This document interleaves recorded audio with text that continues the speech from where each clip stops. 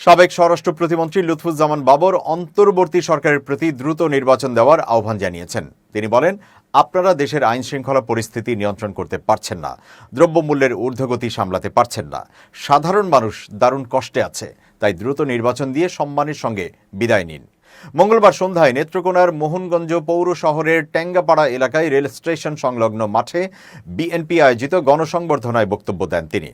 লুৎফুজ্জামান বাবর বলেন, ফ্যাসিস্ট শেখ হাসিনা সরকার মিথ্যা মামলায় আমাকে 17 বছর কারাগারে আটকে রেখেছিল। শুধু আমি নই, পুরো দেশকে কারাগারে পরিণত করেছিল। এখন মানুষ একটু স্বস্তির নিঃশ্বাস নিতে পারছে। বিএনপির নেতাকর্মীদের উপর যে নির্যাতন চালানো হয়েছে তা ভাষায় প্রকাশ করা সম্ভব নয়। তিনি আরও বলেন, নির্বাচন নিয়ে ষড়যন্ত্র চলছে। বিএনপির নেতাকর্মীদের এই ষড়যন্ত্রের ফাঁদে পা দেওয়া যাবে না। আমাদের নেতা তারেক রহমান ও দেশনেত্রী বেগম খালেদা জিয়ার বাইরে কিছু ভাবার প্রয়োজন নেই। ষড়যন্ত্র মোকাবেলায় প্রয়োজনে রাজপথে নামতে হবে।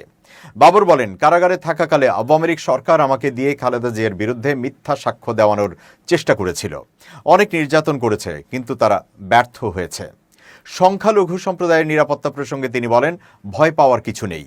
অতীতে আমরা আপনাদের নিরাপত্তা দিয়েছি, ভবিষ্যতেও দেব। বিএনপি ক্ষমতায় এলে বেকারত্ব দূর করতে সরকারি বেসরকারি চাকরির সুযোগ বাড়ানো হবে এবং উদ্যোক্তা তৈরি করে কর্মসংস্থানের ব্যবস্থা করা হবে। লুৎফুজ্জামান বাবর নেত্রকোনা 4 আসন থেকে 3 বার সংসদ সদস্য নির্বাচিত হন।